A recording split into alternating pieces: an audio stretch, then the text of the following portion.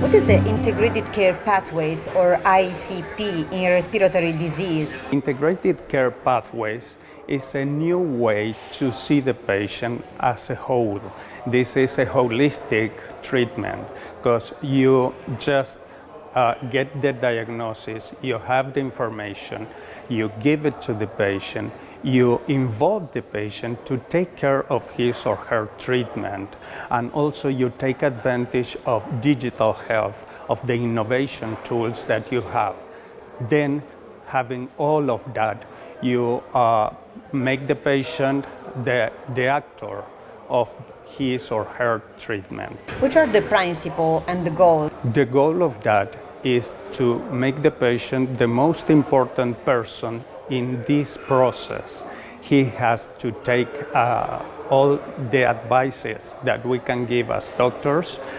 We have the tools that digital health can help us, but he has an active role in his or her treatment.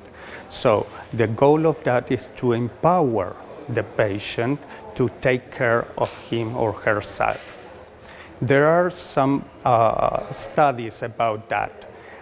One of that compared patients coming to hospital being treated for an asthma attack, and there was a group of patients who received standard care and another group who received the ICP, the integrated care pathway. Compared to that, the results of the ICP patient who have received this kind of treatment was much better than the standard care. What about digital health in respiratory medicine? It is evolving. We are beginning to take advantage of that. There are some very nice initiatives like MASK. It's an application that allows us to see how patient is going, how patient is managing, and as I said before, the patient has the main role in this treatment. He take advantage of this app, and this information is very useful for us to give the guidance of this patient. What kind of problems have patients using an app for respiratory disease? We have a lot. For example, old people, they refuse to use app.